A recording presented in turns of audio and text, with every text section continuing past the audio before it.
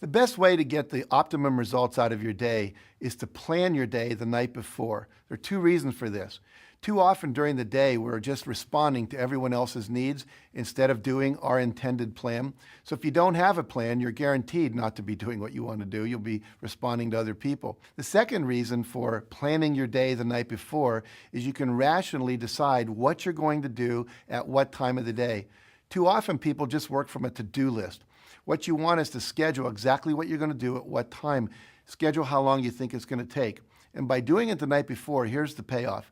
All night long, your unconscious and subconscious mind is going to be working on how to make that happen. It's going to be coming up with creative ideas, pulling information from your past memory into the present so you can utilize it, and literally planning your perfect day. It's like having an employee working for you all night long. If you do it in the morning, you don't get that benefit. And then start to work your plan. Plan your life, work your plan. You're going to be very, very successful. Find something. Find a thing that you genuinely enjoy, because getting good at things you genuinely enjoy is extremely beneficial for young people, because it lets you know that, like, everybody thinks they're a loser. Every young person thinks they're a loser, at least a young person in the situation I was at. Like, I didn't know I wasn't a loser until I started winning, until I started doing martial arts. Martial arts taught me that, like, I could get better at stuff, that I wasn't really a loser. I just was someone who was, like, in a fucked up situation. But you could channel all that energy that you have as a young person into something and get better at it. And then all of a sudden people admired me.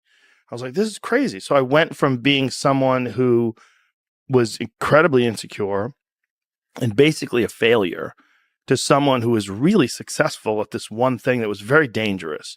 I fell in love with an essay by Strangest Loop, and it is a list of things that are not doing the thing.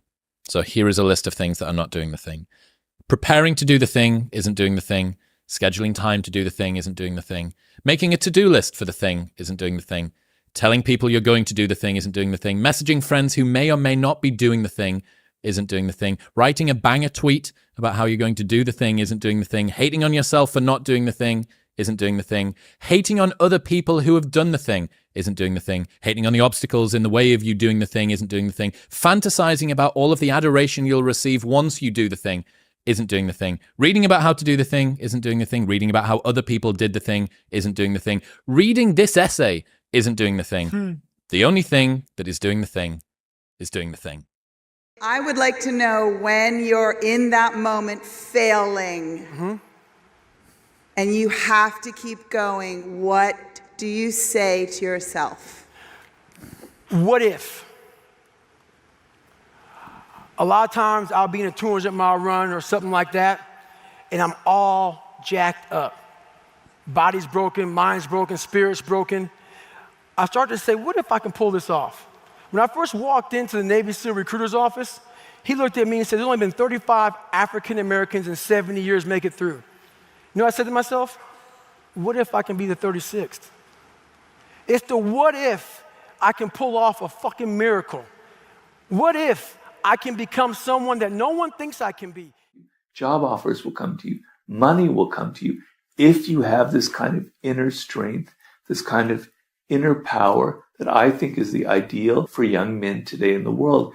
It's very confusing right now because everything is so fluid, and we're all supposed to think that there's no such thing as masculinity anymore, that it's toxic.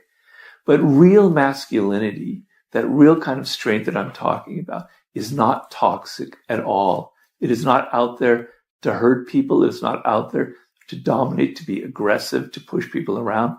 It's all about an inner strength, an inner confidence that you radiate outward. And that's a beautiful, beautiful thing. And I advocate making that your ideal and making that the kind of the radar that guides you through these very difficult times.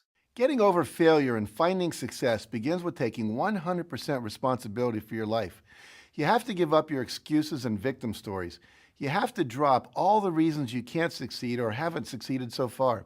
I know it's a challenge, but if you want to get ahead, you have to take complete responsibility for everything you experience in your life.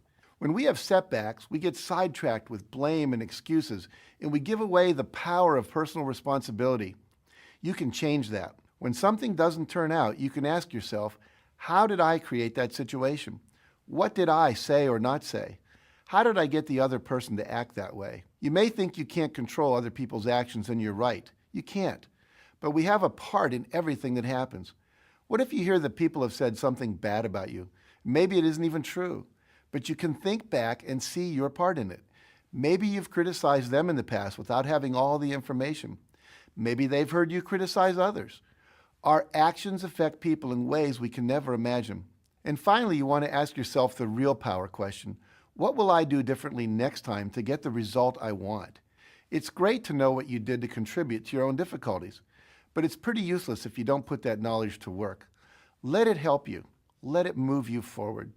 After watching that film, I come to understand if I could work that hard every day, with being blessed with the physical tools that I have, what would my career be? And I made a promise to myself from that day that I was going to work that hard every single day so that when I do retire, I have no regrets. And that was the most important thing for me, is to leave no stone unturned, get better every single day. And if I lived that way, then over time, I'd have something that was beautiful. But that was my philosophy. It seems like a pretty simple one, but if you live your life to just get better every single day, and do that for 20 years, what do you have? Say is, when you grow up, you tend to get told that the world is the way it is, and your life is just to live your life inside the world, try not to bash into the walls too much, try to have a nice family life, have fun, save a little money.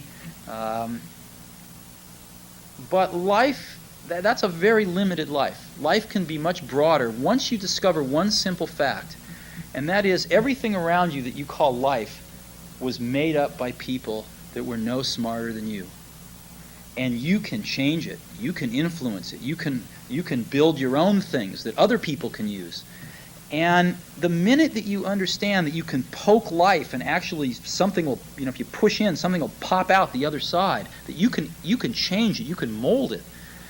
That's maybe the most important thing, is to shake off this erroneous notion that life is there and you're just going to live in it, versus embrace it, change it, improve it, make your mark upon it.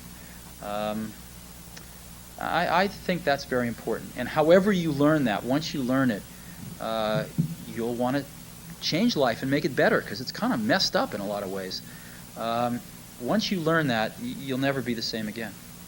Make that kind of big decision. And, I'd already talked to my wife about this, and she was very supportive and said, look, you can count me in 100%, whatever you want to do. It's true. She had married this kind of, fairly stable guy and a stable career path, and now he wanted to go do this crazy thing, but she was 100% supportive. So it really was a decision that I had to make for myself. And the framework I found, which made the decision incredibly easy, was what I called, which only a nerd would call, a regret minimization framework. So I wanted to project myself forward to age 80 and say, okay, now I'm looking back on my life. I want to have minimized the number of regrets I have. And I knew that when I was 80, I was not going to regret having tried this. I was not going to regret having trying to participate in this thing called the internet that I thought was going to be a really big deal. I knew that if I failed, I wouldn't regret that. But I knew the one thing I might regret is not ever having tried. And I knew that that would haunt me every day. And so when I thought about it that way, it was an incredibly easy decision. And I think that's a very good, it's if you can project yourself out to age 80 and sort of think, what will I think at that time? It gets you away from some of the daily pieces of confusion. I left this Wall Street firm in the middle of the year. When you do that, you walk away from your annual bonus. And that's the kind of thing that in the short term can confuse you. But if you think about the long term, then you can really make good life decisions that you won't regret later.